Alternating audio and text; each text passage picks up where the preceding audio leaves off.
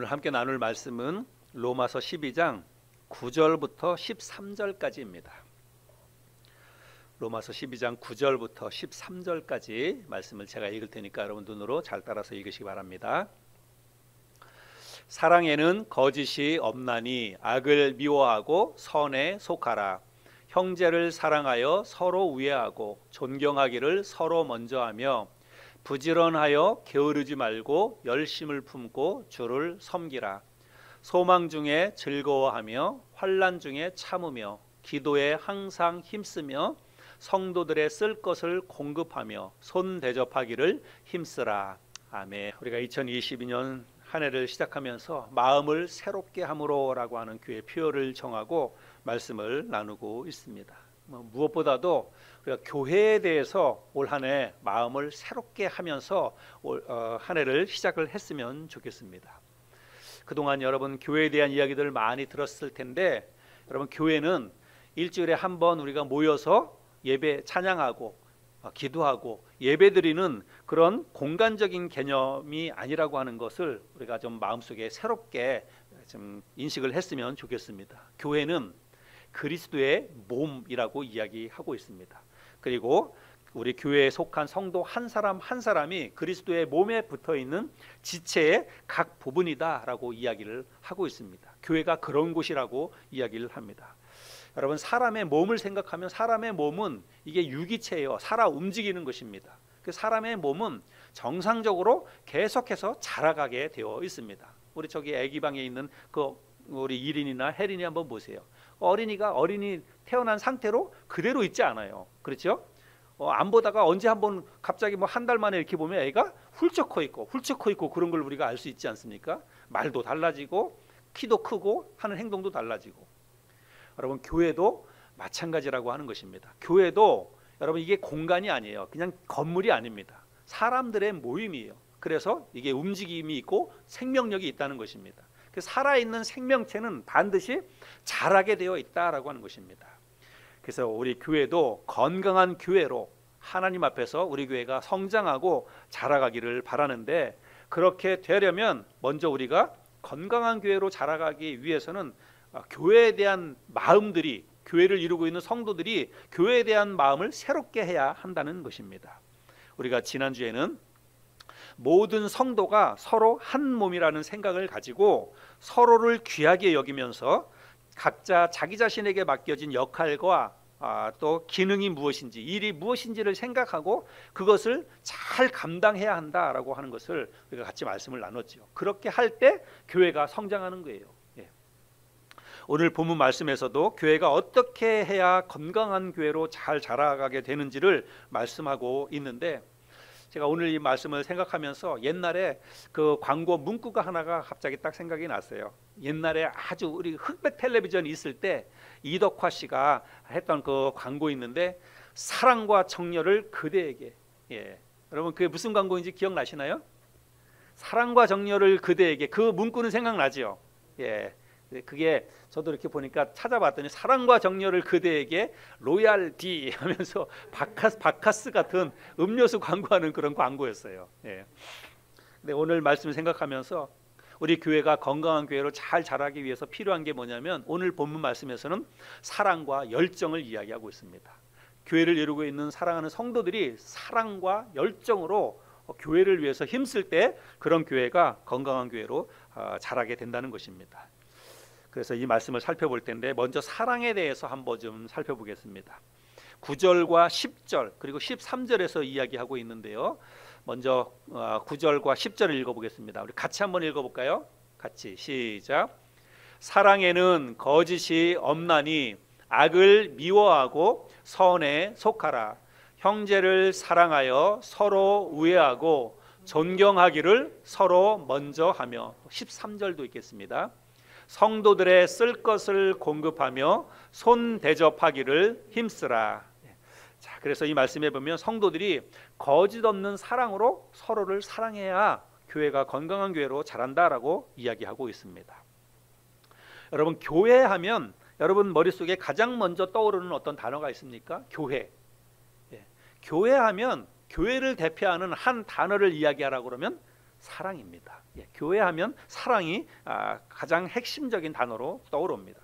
여러분, 교회는 사랑의 공동체입니다. 우리가 가지고 있는 성경을 우리 구약 성경과 신약 성경으로 나눠 보는데, 여러분, 구약 성경 전체를 한마디로 표현하자면 구약 성경은 율법에 관한 책이에요. 그런데 그 율법의 핵심이 뭐냐면 사랑입니다. 그리고 신약 성경은 한마디로, 신약 성경을 한마디로 표현하자 그러면 신약 성경은 새 계명이라고 할 수가 있습니다. 예수님께서 주신 새 계명이 신약 성경의 핵심이라고 할 수 있는데, 새 계명의 핵심도 역시 뭐예요? 하나님을 사랑하고 내 이웃을 내 몸과 같이 사랑하라라고 하는 것입니다. 그래서 성경 전체가 공통적으로 이야기하는 것은 사랑이라고 하는 것입니다. 요한복음 13장 34절에 보면 우리 주님께서 새 계명을 너희에게 주노니 서로 사랑하라. 내가 너희를 사랑한 것 같이 너희도 서로 사랑하라. 예수님께서 이 말씀을 누구에게 하셨습니까? 제자들에게 이 말씀하셨어요. 당신을 믿고 따르는 제자들을 향해서 예수님께서 이 말씀을 하셨습니다. 그러면 그 당시에 예수님께서 당신을 따르던 제자들에게 하신 이 말씀이 이 말씀이라고 하면, 오늘날 이 말씀은 우리 그리스도인들을 향해서 주시는 말씀이라고 할 수가 있습니다. 구원받은 모든 그리스도인들의 공동체인 교회를 향해서 주신 말씀이, 새 계명이 바로 이것인데, 핵심이 뭐냐면 너희들끼리 서로 사랑하라 라고 하는 것입니다. 그래서 교회가 교회다운 교회로, 건강한 교회로 잘 자라가려면 무엇보다도 성도들끼리 서로 사랑해야 한다는 것이죠. 고린도전서 13장에 보면 우리들이 잘 아는 말씀이 있는데요, 자막을 보시고 한번 제가 읽어보겠습니다. 내가 사람의 방언과 천사의 말을 할지라도 사랑이 없으면 소리나는 구리와 울리는 꽹과리가 되고, 또 산을 옮길 만한 모든 믿음이 있을지라도 사랑이 없으면 내가 아무것도 아니요. 내가 내게 있는 모든 것으로 구제하고 또 내 몸을 불사르게 내줄지라도 사랑이 없으면 내게 아무 유익이 없느니라. 가장 중요한 것은 사랑이라고 이야기를 하고 있습니다. 그래서 여러분, 교회의 핵심 가치는 한마디로 사랑입니다. 그래서 여러분, 한번 교회를 생각할 때 사랑이 없는 교회 한번 생각해 보세요. 여러분, 모든 게 다 있어요. 믿음도 있고 능력도 있고 뭐 열심히 잘 섬기고 뭐 교회가 아주 부흥하고 성장해 갑니다. 근데 여러분, 그런 교회에서 사랑을 쏙 빼버리세요. 그러면 나머지 그들이 하고 있는 모든 것들이 여러분 과연 어떤 의미가 있을까요? 사랑으로 하지 않는 열심, 사랑으로 하지 않는 섬김, 여러분 이게 무슨 의미가 있겠습니까? 그렇죠?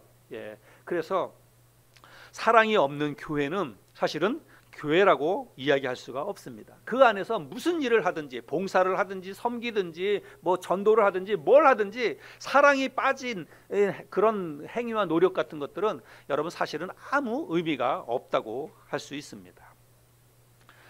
그래서 교회의 핵심 가치는 사랑인데, 여러분 이 사랑에도 진짜가 있고 가짜가 있다는 것을 여러분 아십니까? 사랑에도요, 진짜 사랑이 있고 가짜 사랑이 있다라고 이야기를 하고 있습니다. 여러분 9절 한번 볼까요? 9절 상반절에 보면 사랑에는 거짓이 없나니 악을 미워하고 선에 속하라. 사랑에는 거짓이 없나니 이렇게 말하고 있는데, 이 말씀을 표준 세번역 성경에서는 이렇게 번역합니다. 사랑에는 거짓이 없어야 합니다. 이렇게 표현하고 있어요. 교회 안에서 여러분이 성도가 성도를 사랑하라, 너희들끼리 서로 사랑하라 라고 이야기하는데, 그 사랑은 서로 거짓이 없어야 합니다 라고 말하고 있는 거예요. 그럼 이 말의 어떤 그 뒷 배경에는 사랑에도 거짓이 있다라고 하는 것을 알 수가 있습니다. 여러분, 거짓 사랑이라고 하는 게 뭘까요? 거짓 사랑, 거짓 사랑은 위선적으로 하는 것을 말하고 있습니다. 겉과 속이 다른 것, 그게 거짓 사랑이라고 하는 것입니다. 겉으로는 미소를 지어요. 겉으로는 웃으면서 대합니다. 그런데 속에서는 마음속에서 판단하고 정죄하고 미워하고 시기하고 질투하는 마음을 가지고 있습니다. 그런데도 얼굴을 웃으면서 손을 내민다면 여러분, 그거는 거짓 사랑입니다. 겉으로는 내가 우리 성도를 향해서 뭔가를 내줍니다. 자기 것을 뭔가를 내줘요. 그런데 속으로는 그것을 가지고 계산을 합니다. 내가 이렇게 했으니까 저 사람도 나한테 이렇게 하겠지 하면서 뭔가를 내준다면 여러분 그것은 진정한 사랑이라고 할 수가 없는 것입니다. 그래서 교회 안에서 성도들은 거짓 없는 사랑으로 서로를 사랑해야 한다라고 말하고 있어요. 왜 그럴까요? 왜 교회에서 성도들이 거짓 없는 사랑을 해야 될까요? 그게 교회니까 그렇습니다. 여러분, 새가 하늘을 날아요. 새가 공중을 날아다닙니다. 새가 왜 공중을 날아다닐까요? 새니까. 여러분, 새가 공중을 날아다니는 이유는 다른 데 없어요. 새니까 공중을 날아다니는 것입니다. 그 새는 날아다니도록 만들어진 거예요. 여러분, 물고기가 왜 바닷속을 헤엄칩니까? 물고기니까 헤엄치는 거예요. 그렇게 만들어졌어요. 마찬가지로 교회가 왜 사랑해야 되냐고요? 교회는 그렇게 만들어졌기 때문에 그렇다는 것입니다. 교회는 아주 태생적으로 서로 사랑해야 되는 그런 공동체로 만들어졌기 때문에 교회는 성도들이 서로 사랑해야 한다는 사실입니다. 자, 그러면 어떻게 하는 것이 거짓 없는 진짜 사랑일까? 우리 10절과 13절에서 살펴보았는데 먼저 10절을 또 다시 한번 보면 형제를 사랑하여 서로 우애하고 존경하기를 서로 먼저 하며 라고 말하고 있습니다. 그러면 어떻게 하는 게 진짜 사랑이냐면 서로 우애하는 게 진짜 사랑이라고 하는 것입니다. 그래서 우리가 교회 안에 있는 성도들이 서로 우애해야 돼요. 우리 교회 하늘서만 교회에 속한 성도님들이 서로 우애해야 한다는 것입니다. 근데 여기 우애한다 이 말이 조금 좀 어려워요. 우리나라 말 참 어렵습니다. 우애한다라고 하는 말을 세번역 성경에서는 서로 다정하게 대하며 이렇게 다정하게 대한다 표현하고 있고요. 또 킹 제임스 성경에서는 서로 친절하게 대하며 이렇게 표현하고 있습니다. 그래서 교회 안에서 성도들이 서로 사랑해야 된다라고 말하는데 그냥 이 사랑한다라고 하는 이렇게만 표현하면 이게 너무 막연해요. 근데 어떻게 하는 게 진짜 성도들이 서로 사랑하는 것이냐? 여러분 다정하게 대하는 것입니다. 그리고 친절하게 대하는 거예요. 성도 서로 정말 다정하게 그리고 친절하게 대하는 것이 진짜 교회 안에서 성도들이 서로 사랑하는 것이다라고 말하고 있습니다. 그래서 이런 걸 보면 여러분 사랑은 뭐 그렇게 거창한 게 아닙니다. 사랑이 아주 달콤한 로맨스 그런 것만이 사랑이 아니라는 거예요. 아주 평범합니다. 다정하게 대할 수 있고 친절하게 대할 수 있어요. 다정하게 대하는 거, 친절하게 대하는 게 여러분 거창하거나 뭐가 뭘 많이 요구하거나 그런 거 아니잖아요. 그렇죠? 우리가 얼마든지 성도들을 다정하게 대할 수 있고 친절하게 대할 수 있습니다. 그런데 그 평범하고 그 일반적인 것을 여러분 실천하는 게 쉽지 않다는 것입니다. 왜 쉽지 않냐면 마음이 가지 않으면 그렇게 할 수 없기 때문에 그래요. 내가 우리 교회 안에 있는 누군가를 향해서 어떤 형제, 어떤 자매를 향해서 내가 마음으로 진짜로 다정하게 마음으로 친절하게 대하려고 하는 그런 마음이 없으면 여러분 이게 쉽지 않다는 것입니다.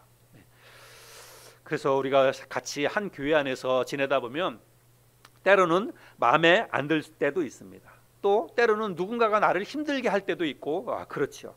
그래서 그런데도 불구하고 우리가 어떻게 대해야 되냐면 다정하게 대해야 돼요. 나에게 상처를 주기도 하고 내가 생각할 때 어떤 미운 짓을 골라서 하기도 하고 그런다 할지라도 끝까지 내가 그 사람을 향해서 다정하게 대할 수 있어야 되고 친절하게 대할 수 있어야 된다는 것입니다. 그러니까 여러분 진짜 사랑을 실천하는 게 쉬워요, 어려워요? 이게 어렵다는 것입니다. 진짜 사랑을 실천하는 것은 사랑은 뭐 그렇게 거창한 건 아니다 할지라도 근데 진짜 사랑을 실천하는 것은 여러분 이게 정말 쉽지 않다는 것입니다. 내가 마음을 다해서 그렇게 할 때 그게 진짜 사랑이기 때문에 이걸 사랑하는 게 실천하는 게 쉽지 않다는 것입니다. 그러나 하나님께서 우리에게 그것을 요구하고 있어요. 그래서 우리 교회가 정말 달라지고 우리 교회가 정말 하나님이 원하시는 교회로 성장해 가기를 원한다면 여러분 우리가 마음을 새롭게 해서 이 사랑을 실천할 수 있어야 됩니다. 진짜 한 사람 한 사람을 볼 때 나이를 떠나서 성별을 떠나서 정말 우리가 한 사람 한 사람을 향해서 다정하게 대하고 친절하게 대하려고 하는 이런 마음이 있어야 된다는 것입니다. 올 한 해 우리가 그렇게 해서 교회가 성도들이 서로 다정하게 친절하게 이렇게 막 대하다 보면 여러분 교회가 얼마나 활기 있고 얼마나 분위기가 좋아지고 그러겠습니까? 우리 교회가 그렇게 돼야만 교회가 자라게 된다는 것입니다. 그저 성도들이 교회 와서 예배드리고 뭐 아무리 많은 사람들이 와서 예배드리고 또 교회를 나간다 할지라도 이 자리가 꽉 찬다 할지라도 이런 게 없으면 여러분 그건 진짜 교회가 아니라는 거예요. 아무리 많은 사람이 와서 자리를 다 채운다 할지라도 서로 친절하게 대하고 다정하게 대하는 게 없이 그냥 와서 뭐 누가 왔다 갔는지도 모르고 그냥 대면하고 와서 예배만 드리고 말씀만 듣고 가버리면 여러분 그거는 교회가 아니라는 것입니다. 그런 사랑이 빠진 교회는 진짜 하나님이 원하시는 교회가 아니라는 거예요. 그래서 우리 교회가 서로 우애하는 교회, 다정하게 대하고 친절하게 대하는 교회로 올 한 해 동안 잘 좀 변화되어 갔으면 좋겠습니다. 이 말씀에서 두 번째는 존경하기를 서로 먼저 하라 또 이야기하고 있습니다. 여기 서로 먼저 하라, 이 말은 앞다투어서 그렇게 하라라고 말하고 있습니다. 여러분 버스나 지하철에서 딱 탔는데 빈자리가 하나 딱 보이면 어떻게 합니까? 아주 뭐 쏜살같이 달려가지요. 어떤 분은 가방부터 딱 내려놓고 던지고 그렇게 하기도 하고 그래요.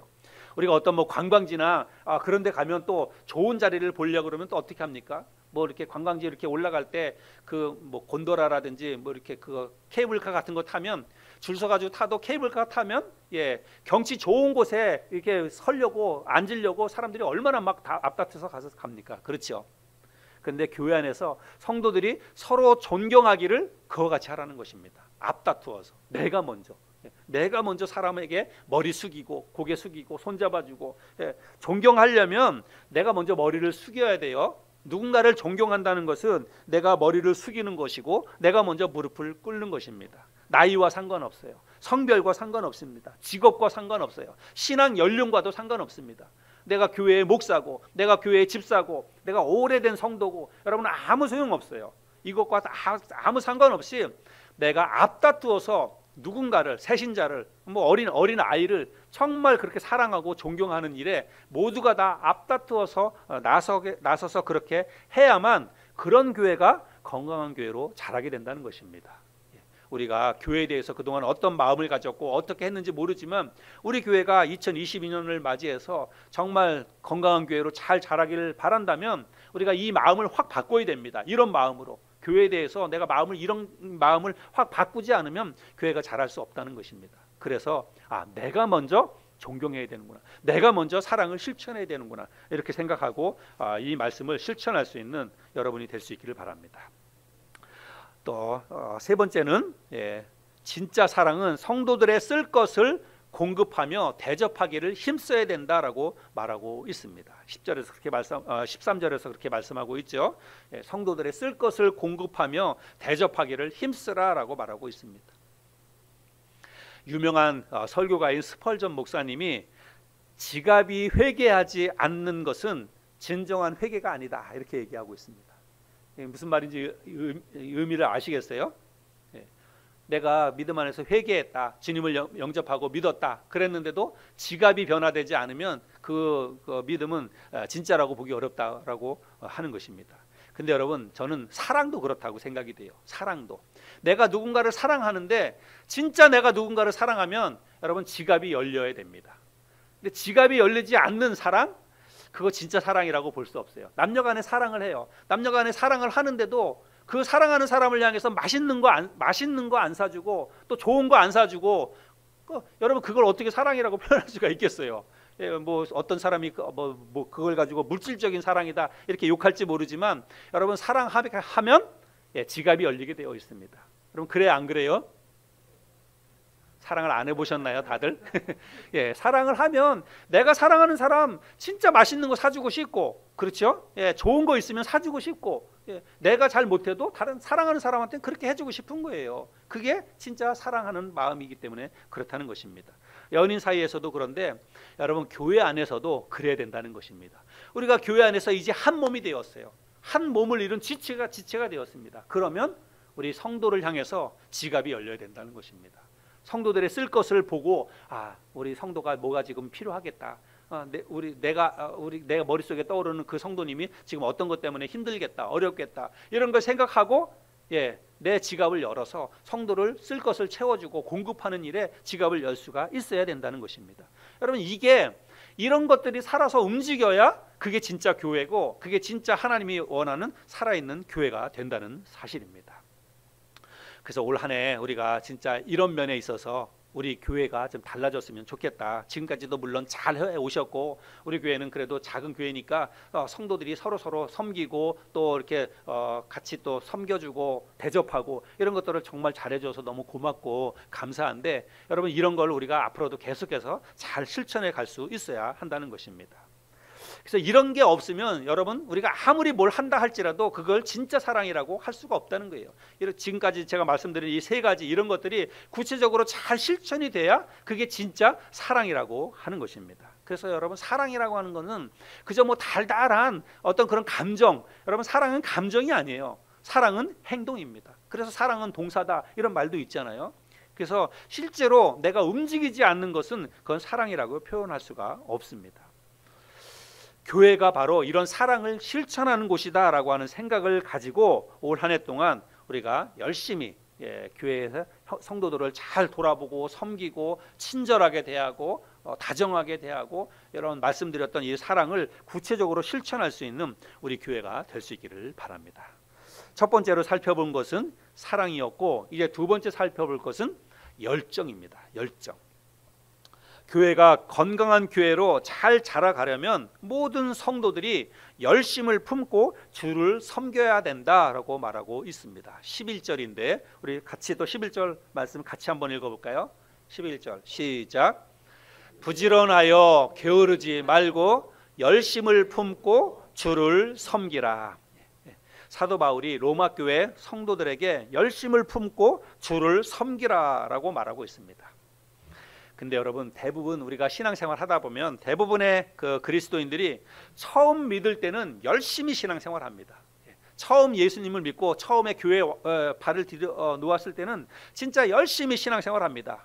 교회 예배도 안 빠지지요. 그리고 교회에서 하는 모든 행사에도 적극적으로 잘 참여합니다. 그리고 또 그 성도들과 교제도 열심히 잘하고 그러니까 열심히 잘합니다. 근데 어느 정도 신앙생활을 하다가 보면 첫사랑을 잃어버리고 그저 타성에 젖은 그런 신앙생활을 합니다. 그래서 뭔가 새로운 게 없어요. 기대감도 없고 열정도 사라지게 된다는 것입니다. 그래서 그냥 별로 의미 없이 그냥 교회만 왔다 갔다 하는 그런 사람들이 교회에 상당히 많이 있다는 것입니다. 여러분 혹시 우리들의 모습이 아닐까, 지금 나의 문제가 아닐까, 오늘 우리가 말씀을 나누면서 한번 내 자신들, 우리 각자 자신들을 좀 점검하고 돌아보았으면 좋겠습니다. 우리 교회는 작은 교회이지요.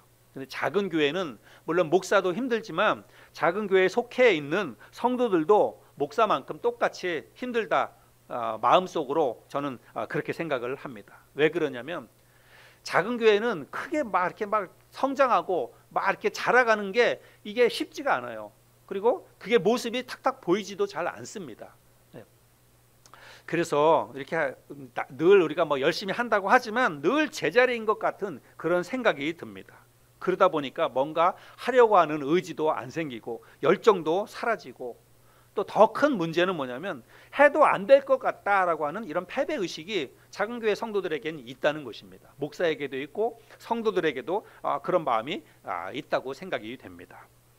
혹시 여러분 우리가 이런 마음이 저와 여러분에게 있다면 우리가 올 한 해 정말 연초에 마음을 새롭게 합시다 이렇게 말씀을 드리고 있는데, 진짜 우리가 이 마음을 새롭게 하는 이 작업부터 하지 않으면 우리가 이 늪에서 빠져나갈 수가 없다는 것입니다. 패배의식, 우리 교회는 해도 안 돼, 지금까지 열심히 한다고 했지만 결국은 잘 안 되잖아, 이런 생각 속에 우리가 빠져 있다가 보면 우리가 절대로 이 늪에서 빠져나갈 수가 없다는 사실입니다. 그래서 제가 2022년 들어가서 교회 표어를 마음을 새롭게 함으로 이렇게 정한 이유는 먼저 여러분들 때문에 정한 게 아니라 제 자신을 생각하면서 제가 이런 표어를 정했습니다. 제 자신도 2년, 10년 넘게, 그리고 또 한번 또 일어나서 또 새로운 10년을 한번 열심히 달려보려고 그렇게 마음을 먹었는데 갑자기 또 코로나가 딱 터지는 바람에 뭐 본의와 상관없이 또 침체될 수밖에 없는 그런 상황 속에 있었어요. 2년이라고 하는 이런 코로나를 지나면서 제 자신도 많이 다운됐습니다. 그리고 제가 말씀드린 것처럼 과연 될까? 과연 내가 뭐 열심히 한다고 해가지고 과연 될까? 이런 마음이 불쑥불쑥 마음속에 많이 들었습니다. 근데 제가 작년 말 올해 연초 들어가면서 안 되겠다. 그리고 하나님께서 이런 마음을 바꿔주셨어요. 네 자신이 먼저 달라져야 된다. 목사인 네가 먼저 마음을 새롭게 해야 된다. 이런 마음의 부담을 주셨어요. 그래서 제가 기도하면서 이 말씀을 하나님께서 저에게 주시고, 그래서 로마서 12장의 말씀을 붙잡고 묵상하면서 내 자신부터 마음을 달리해야 되겠다, 이런 생각을 가지고 마음을 새롭게 함으로 변화를 받아, 이런 표현을 정한 것입니다. 근데 여러분, 모든 것은 우리가 이야기할 때 마음 먹기 달렸다 이런 말 하잖아요. 그렇죠? 예, 그런 말을 많이 하잖아요. 우리가 일반적으로. 진짜 그렇다고 생각이 됩니다. 마음 먹기에 따라서 여러분 얼마든지 실제로 상황은 달라질 수 있다, 저는 그렇게 생각이 됩니다.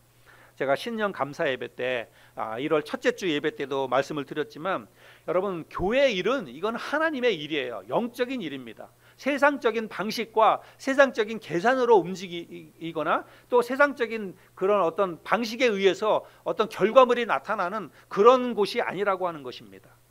교회는 영적인 하나님의 교회이고 영적인 일입니다. 그래서 하나님의 일은 여러분 우리의 생각과 우리의 계산과 우리의 상식을 뛰어넘는 그런 하나님의 역사가 나타나는 곳이고, 또 그런 결과가 열매로 나타나는 곳이 저는 그 교회라고 생각이 됩니다. 이스라엘 백성들이 여러분 포로로 바벨론에 잡혀갔어요. 근데 포로로 잡혀갔던 이스라엘 백성들이 여러분 어떻게 자기네 나라로 다시 귀환을 하게 됩니까? 그들이 뭘 노력을 해서 그렇게 됐습니까? 그들의 열심과 그들의 노력으로 인해서 그들이 포로에서 풀려나서 귀환을 했습니까? 아니잖아요. 어떻게 바벨론 땅에 포로로 잡혀갔던 느헤미야가 포로에서 귀환해서 어떻게 무너진 성벽을 다시 쌓고 나라를 다시 재건할 수 있었습니까? 느헤미야 자체도 포로로 잡혀가 있었던 사람인데 여러분 어떻게 그 위대한 일을 할 수 있었습니까? 하나님의 선한 손이 도우심으로, 하나님의 역사로 하나님께서 그 적국의 왕이었던 고레스 왕의 마음을 바꿔주신 거예요. 그 고레스 왕의 마음을 바꾼 것은 하나님이 하신 것입니다. 그래서 왕의 마음을 바꿔서 적국이지만 니네 나라 포로 이제부터 석방한다, 다 돌아가도 좋다, 그리고 느헤미야에게 돌아가서 성벽을 재건하고 와라, 이렇게 명을 내린 게 적국의 왕입니다. 여러분 이게 어떻게 가능한 일이에요? 이건 진짜 있을 수 없는 일입니다. 그런데도 하나님께서 적국의 왕의 마음을 움직여 주셔서 포로에서 돌아가도록 하시고, 그리고 가서 성벽을 재건할 수 있도록 그 자기네 나라에 있는 모든 그런 나무, 제목 이런 것도 다 보내서 그렇게 가서 성벽을 재건하고 올 수 있도록 해주셨다는 그런 말씀을 우리가 나눴잖아요. 여러분 교회 일, 하나님의 일, 우리 교회가 부흥하고 성장하는 거 물론 우리도 열심을 품고 노력을 해야 됩니다. 그러나 이 모든 것 뒤에 하나님의 선한 도우심이 있어야 된다는 사실입니다. 그리고 하나님의 선한 도우심이 있으면 여러분은 얼마든지 위대한 사역들이 이루어질 수 있다는 것을 우리가 성경을 통해서 확인해 볼 수가 있습니다. 그래서 여러분 마음이 중요하다는 것입니다.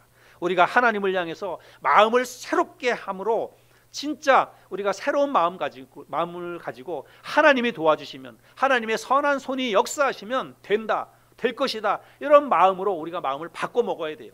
그리고 나서 열심을 품고 교회를 위해서 섬기고 주를 섬기면 하나님께서 그런 교회를 복주시고 그런 성도들의 삶도 축복해 주신다고 저는 믿습니다.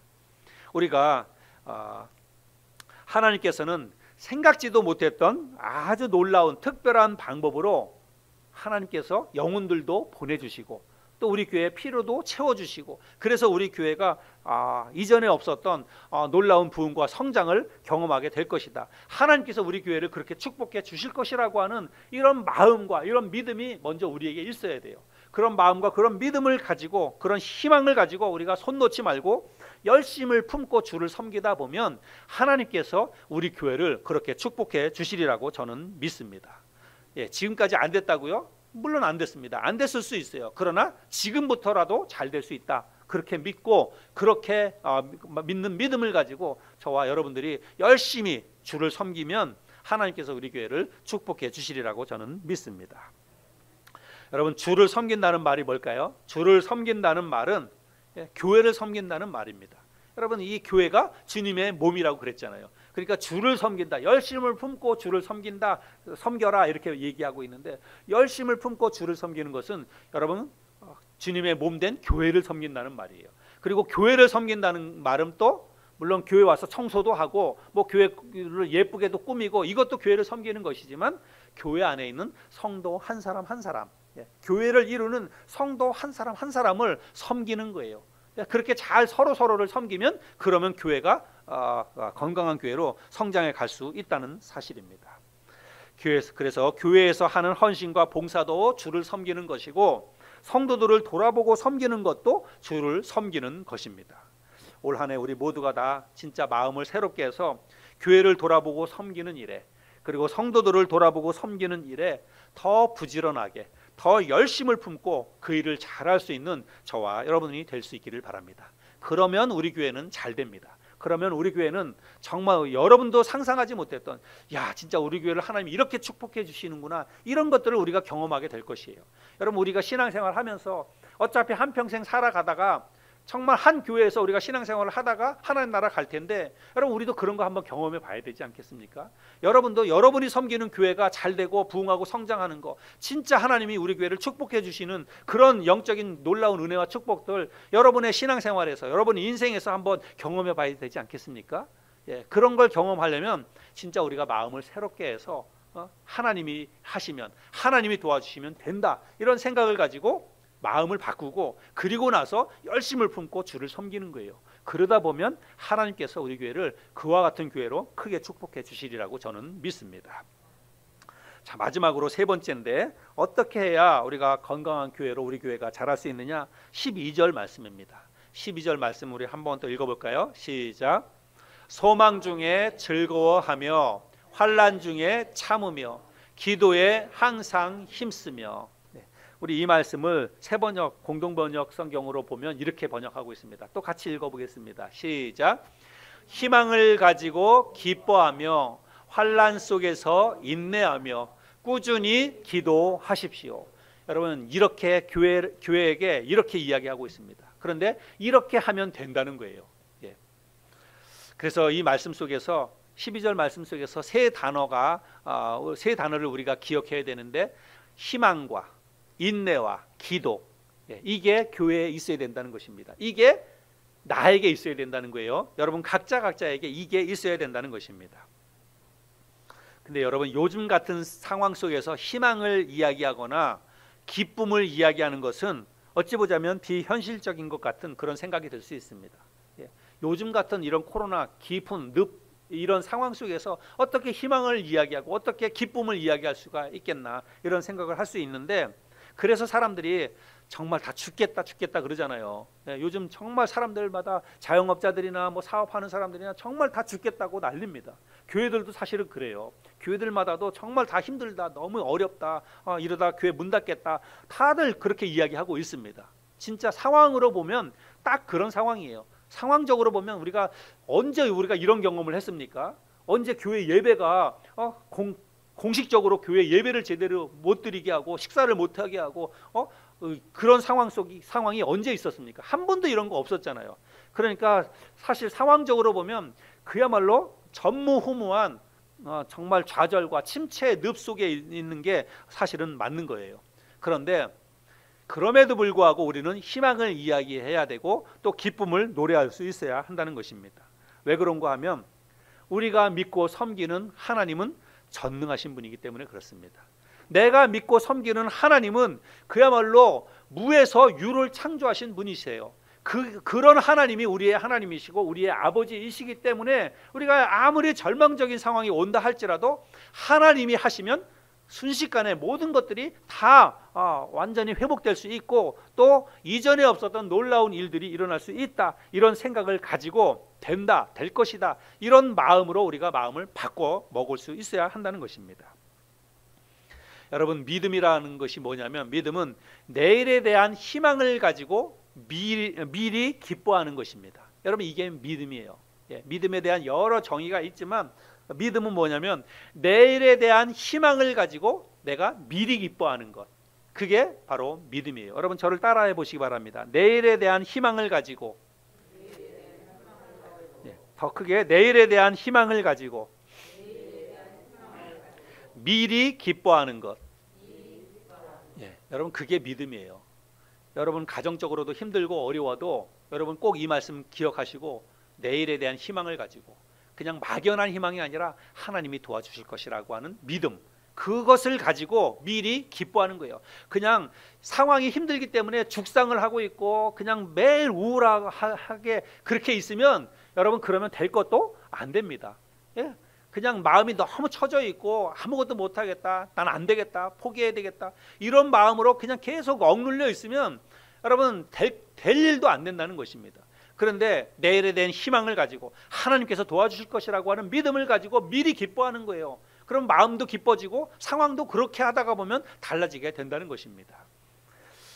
그래서 믿음이라고 하는 것은 그럴 때 우리가 내일에 대한 희망을 가지고 미리 기뻐할 때 여러분 믿음은 바라는 것에 실상이 될 줄로 믿습니다. 우리의 믿음이라고 하는 것은 언제 믿음이 진가가 나타나냐? 여러분 환난에 부딪혀 보면 우리의 그 믿음이 진짜인지 가짜인지가 드러난다는 것입니다. 그래서 환난, 고난은 정말 견디기 힘든 것이지만 이 환난은 믿음을 단련시키는 풀무불이다라고 하는 거예요. 그래서 환난을 통해서 어려움을 통해서 우리의 믿음이 더 연단되어지고 더 굳건해지고 그래서 나중에 그 환난을 통과하고 나면 그 믿음이 정금같이 나오게 된다는 것입니다. 코로나 2년이라고 하는 긴 시간 동안 교회적으로도 힘들고 어렵고 그렇지만 여러분 그래도 우리 교회는 잘 견뎌왔다고 저는 생각합니다. 잘 이겨왔다고 생각이 돼요. 이제 코로나 이 터널을 이제 다 빠져나갈 텐데 빠져나가고 난 다음에 진짜 우리의 믿음이 진짜로 드러나는 그런 놀라운 일들이 일어나게 될 것이고 그렇게 되면 우리 교회는 성장할 것이다 저는 생각을 합니다. 지금 미국에서는 이 코로나 상황을 지나면서 이상한 그런 현상들이 나타났는데 그거는 사람들이 작은 교회로 많이 몰려간다고 합니다. 실제로 미국에서 그런 일들이 많이 일어나고 있대요. 문제 뭐 큰 교회, 작은 교회 이렇게 우리가 나눠서 이런 걸 뭐 이렇게 또 꼭 그런 일들이 어떤 뭐 원리 원칙적으로 그렇게 일어날 수는 없지만 아무튼지 사람들이 이런 일들을 겪어가면서 생각들이 많이 변화되고 삶의 패턴도 변화되고 그렇다는 것입니다. 그리고 코로나 상황을 지나가면서 교회에서도 이런 얘기를 많이 하지만 세상 사람들도 그런 생각을 많이 한다는 거예요. 아, 삶이 불안정하구나. 삶이 우리가 내가 열심히 노력하고 열심히 뭐 이렇게 잘 돈을 번다고 해가지고 이게 잘 되는 게 아니구나. 사업 열심히 잘 해가지고 많이 읽었던 사람이 코로나 상황 속에서 한순간에 문 닫고 한순간에 뭐 여행사고 뭐고 다 문 닫고 폐업하고 얼마나 많이 있습니까? 근데 그 사람들이 열심히 안 살았습니까? 열심히 살았잖아요. 밤낮 없이 열심히 살았는데도 내 노력과 내 의지대로 이게 세상이 마음대로 안 되는구나. 한순간에 이런 일들이 일어나면 다 무너질 수도 있겠구나. 그러니까 삶이 불안정하다. 이런 생각을 갖다가 보니까 사람들이 다 믿음을 생각하고 또 신을 생각하고 그래서 종교로 많이 돌아온다는 것입니다. 오히려 반대로. 그렇게 해서 교회를 찾다가 보니까 사람들이 이제는 진짜 어떤 외형적인 것보다도 내가 진짜 살아계신 하나님을 섬기고 예배할 수 있는 그런 교회를 찾다가 보니까 그런 작은 교회, 그러나 실속 있는 교회, 그리고 정말 복음이 살아있는 교회, 이런 교회들로 사람들이 몰려간다는 것입니다. 저는 우리 교회가 말씀 사랑하고 진짜 하나님 사랑하고 성도들이 오늘 나눈 것처럼 성도들끼리 서로 사랑하고 열정을 가지고 교회를 위해서 열심히 일하고 그러다 보면 비록 숫자는 작아도 우리 교회에 사람들이 오면 이 교회가 진짜 교회구나. 이 교회가 진짜 하나님 사랑하고 말씀 사랑하는 교회구나. 그런 것들을 경험하게 되면 우리 교회의 한 사람 한 사람, 물론 작은 교회가 어느 한순간에 사람들을 꽉 차거나 이런 일들은 사실은 어렵습니다. 그러나 한 사람 한 사람의 영혼들이 찾아와서 그 자리를 채워다 보면 그러면 교회가 진짜 튼튼한 교회로, 내실 있는 교회로 성장해 가리라고 믿습니다. 그래서 저는 오히려 코로나가 우리 교회에 저는 기회가 될 수도 있다. 하나님이 축복해 주시는 그런 통로가 될 수도 있다. 이런 생각과 희망을 가져보게 되었습니다. 여러분도 그렇게 생각하시기 바랍니다. 우리 교회는 다른 어떤 것보다도 하나님 말씀 강조하는 교회잖아요. 하나님 말씀 더 사모하고 또 우리 성도들이 비록 아직까지도 우리가 부족한 것들이 많지만 성도들이 서로 사랑하고 서로 섬기고 또 존경하고 그런 모습들을 잘 갖춰간다면 코로나가 지나고 나서 우리 교회가 한 발짝 더 도약하는 그런 놀라운 은혜가 있으리라고 저는 생각을 합니다.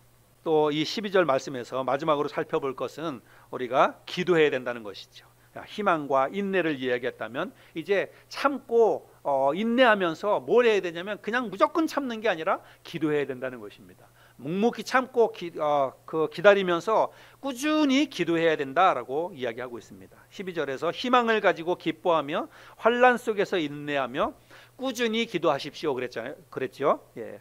그래서 우리가 형통하고 잘 될 때 우리가 교만하지 않기 위해서 기도해야 되고 죄의 유혹에 넘어가지 않기 위해서 기도해야 하듯이, 여러분 우리의 삶 가운데 힘들고 어려운 일이 있을 때 왜 기도해야 되냐면 좌절하지 않기 위해서 기도해야 됩니다. 힘들고 어려운 일이 왔을 때 낙심하지 않기 위해서 우리가 기도해야 한다는 것입니다. 그래서 여러분 올 한 해 우리가 그 어떤 일보다도 기도하는 일에 더 힘썼으면 좋겠어요. 여러분 각자도 기도 많이 하시기 바랍니다. 다른 때보다도 더 많이 기도해야 돼요. 그래서 제가 여러분들에게 기도를 또 많이 강조를 할 것입니다. 그래서 우리가 예배 끝나고 나면 올해 지금 계속해서 기도하지 않습니까? 여러분 그런 짧은 시간이라도 여러분 이 시간을 정말 소중히 생각하시고 그 시간에 진심을 다해서 여러분 기도하시기 바랍니다. 우리 교회를 위해서 잠깐이지만 함께 모였을 때 간절히 기도하고 우리 나라를 위해서도 또 간절히 기도하는 그런 시간이 될 수 있기를 바라고, 매일매일 제가 한 사람씩 위해서 우리가 기도 제목을 내놓고 기도하지 않습니까? 여러분 반드시 그 사람을 위해서 그날 반드시 기도하세요. 그 사람을 생각하면서 기도하시기 바랍니다. 그리고 오늘 여러분 가시기 전에 기도 제목을 좀 새로 써주시고 가시기 바랍니다. 기도 제목 늘 똑같은 기도 제목만 가지고 할 수는 없으니까 여러분 개인의 기도 제목을 적어서 내주시기 바랍니다. 그럼 제가 또 이제 또 다시 기도 제목을 또 올려드릴 테니까, 아무튼 우리가 성도 한 사람 한 사람을 두고 매일 같이 기도하지 않습니까? 여러분 이런 기도 꾸준히 기도하는 거 여러분 이게 필요합니다. 그렇게 해야만 우리 교회가 잘 자라갈 수 있다는 사실이죠. 여러분 12절 말씀, 이 말씀 같이 한번 또 다시 한번 좀 읽겠습니다. 12절 시작. 희망을 가지고 기뻐하며 환난 속에서 인내하며 꾸준히 기도하십시오. 희망과 인내와 기도 마음속에 잘 새기고 실천할 수 있기를 바랍니다. 오늘 우리가 교회가 무엇인지, 어떻게 해야 건강한 교회로 성장해 갈 수 있는지 말씀을 나눴습니다. 다른 거 다 잊어버린다 할지라도 사랑과 열정, 교회가 사랑과 열정이 있어야 건강한 교회로 자라간다는 것입니다. 거짓 없는 진실한 사랑으로 형제들을 서로 사랑하고, 그리고 교회를 열심을 품고 열정을 가지고 교회를 섬겨야 돼요. 그럴 때 우리 교회가 건강한 교회로 자라갈 수 있으리라고 믿습니다. 올 한 해 우리가 이렇게 사랑과 열정으로 교회를 잘 돌아보고 섬기고 성도를 잘 돌아보고 섬김으로 인해서 놀라운 하나님의 부흥의 역사를 경험해가는 올 한 해가 될 수 있기를 바랍니다.